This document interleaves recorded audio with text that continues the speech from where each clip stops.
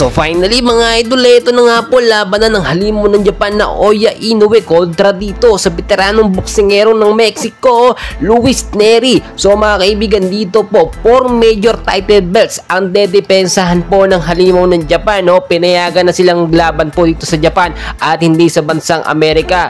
At tulad ng aking sinasabi, nakapasan na rin sila sa weigh-in na kinakailangan 122 pounds. Marami nagsasabi at pumupusta ngayon dito kay Oya Inoue dahil di hamak naman daw na magkakaroon nga ng bentang laban sa magiging laban nila ni Luis Nery at aabutin lamang po ito ng 5 rounds lang. Well mga kaibigan, marami ngayon nagsasabi o nagsasalita ng tapos, hindi pa nga po nagsisimula ang laban. So nakita naman natin noon yung mga highlights nga po nitong si Luis Nery at hindi rin po basta-basta magaling na boksingero ito na meron pong isang talo lamang. Samantalang ang halimaw ng Japan naman na si Oya Inoue 26 wins at 0 loss. Wala pang katalo-talo. Dapat nga po sana ilalaban ito kay Casimero, pero okay na. Nandyan naman itong si Luis Nery na posibleng talunin nga o baka ngayon ay mabigyan na ng kauna-unahang talo itong halimaw ng Japan na si Oya Inoue. Kung matatandaan po ninyo, nagkaroon ng issue itong si Luis Nery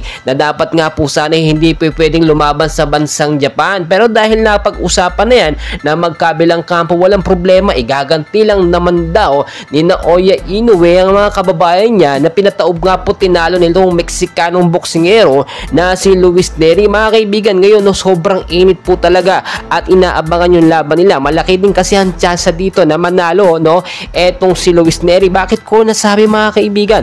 Sa conditioning coach po nito si Luis Nery, talagang hinasa siya sa matitinding training. Sa kabilang banda naman itong si Oya Inoue ay umaasa lamang po sa sinasabi natin turok niya or pain reliever nga po na may karga ng tinatawag po natin na cannabis para pampalag or panglaban niya sa boksingero kanyang makakalaban. Kung mapapansin nyo din, kapag nasusuntok po itong si Inoue, hindi po tumatalab hindi man lang nagkakaroon sugat or mga pasa. So titignan natin mga kaibigan dito yung kalamangan nga po nitong si Luis Nery. Di hamak naman sa kondisyon na pangatawan. Kitang kita nyo talagang build na build yung mga muscle at pangmalakasan po talaga yung kanyang pangatawan. Mga kaibigan, sa Tokyo Dome po mangyayari yung laban.